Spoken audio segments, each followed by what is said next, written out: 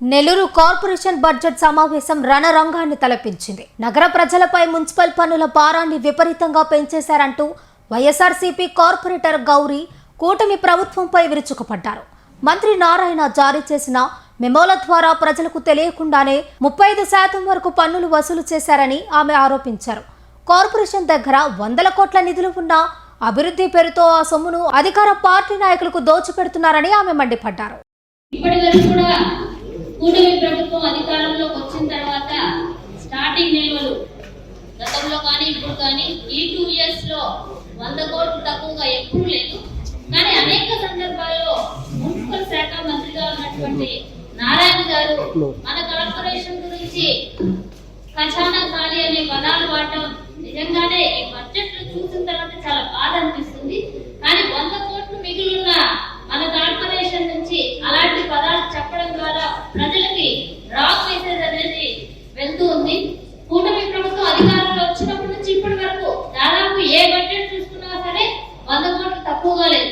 అదే 2019లో ఈ కార్పొరేషన్ లో అంటే గత ప్రభుత్వం అధికారంలోకి వచ్చిన రోజు 80 కోట్లతో ప్రారంభ నిల్వ ఉంటే ఈరోజు అది ఎంత వరకు అంటే 116 కోట్ల వరకు దాదాపు కూటమి అధికారంలోకి వచ్చిన తర్వాత ప్రారంభ నిల్వలు ఉన్నాయి. అయినా సరే ప్రతిసారి కూడా ప్రజలకు మనం ఒక రాంగ్ మెసేజ్ వెళ్తున్నాం, ఖజానా కాలేదు. ఈరోజు రెవెన్యూ గురించి మాట్లాడితే రెవెన్యూ కూడా గతంలో కంటే చాలా రెట్లు అంటే డబల్ టైమ్స్ కలెక్ట్ చేశారు కూటమి అధికారంలోకి వచ్చిన తర్వాత.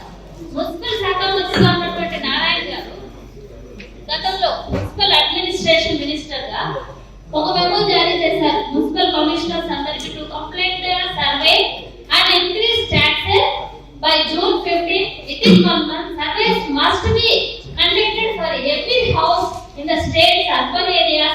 Measurements taken and taxes increases. So, municipal commissioner garu kuda ee memo telise untundi. Idi gata April lo the municipal authorities have launched surveys in 123 towns. కూటమి అధికారంలో వచ్చిన తర్వాత 123 towns and cities across the state.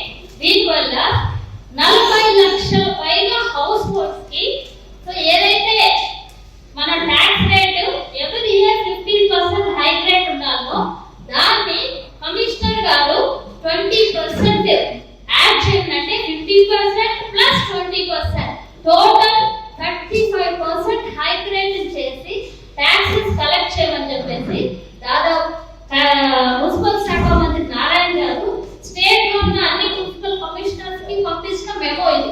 అంటే గత సంవత్సరం నుంచి ఇప్పటి వరకు ఈ మెమో ద్వారా కొన్ని మేజర్ సిటీస్ మేజర్ టౌన్స్ లోనే వేల కోట్ల రూపాయలు ప్రజల నుంచి ముక్కు పెట్టి మోసం చేశారు ట్యాక్స్.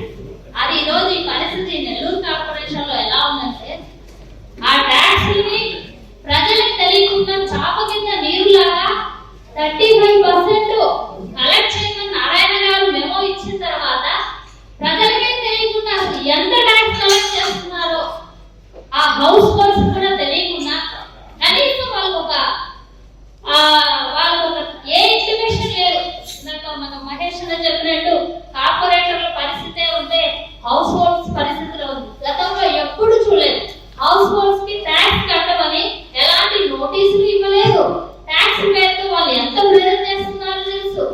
అసలు టైం పీరియడ్ అనేది లేకుండా ఏ రోజు కూడా ఏ హౌస్ హోల్డ్ ఏ గవర్నమెంట్ లో కూడా కోర్టు పెట్టలేకిన దాఖలాలు. కానీ ఈరోజు ఈ మున్సిపల్ శాఖ మంత్రి గారు సాక్షాత్తు మన కార్పొరేషన్ లోనే ఉండడం ఇక్కడున్న ప్రజల్ని ఈ విధంగా అంటే సంపద సృష్టించి ప్రజలకు మేలు చేస్తామని చెప్పేసి ఒక స్లోగన్ ఇచ్చి ఈ రోజు అధికారంలోకి వచ్చిన తర్వాత సంపద సృష్టిలో భాగంగా ఈ 2 ఏళ్ల కాలంలో ఈ కార్పొరేషన్ కి ఒక్క గ్రాంట్ అయినా తీసుకొచ్చారా? కేవలం ప్రజలు కట్టిన పన్నులు అంటే జనరల్ ఫండ్ తోనే ఇప్పటి వరకు జరిగిన అభివృద్ధి కార్యక్రమాలు. అంతేకాకుండా ఎన్కేఎఫ్ కానీ నుడా కానీ జీజీఎఫ్ కానీ 15th ఫైనాన్స్ కానీ ఈ ఫండ్స్ ద్వారానే ఇప్పటి వరకు దాంట్లో ఇంక్లూడ్ చేస్తూ ప్రజల మీద భారం మోపి ఆ భారం ద్వారా వచ్చిన ట్యాక్స్ ద్వారా ఈరోజు ఈ కార్పొరేషన్ లో అభివృద్ధి పనులు జరుగుతున్నాయి. మరి అలాంటి ట్యాక్స్ 100 కోట్ల రూపంలో ప్రజల నుంచి వసూలు చేసినప్పుడు ప్రజలు చేయాల్సిన పనులు ఏంటి అంటే ప్రజల ప్రయోజనాల కోసం బ్యూటిఫికేషన్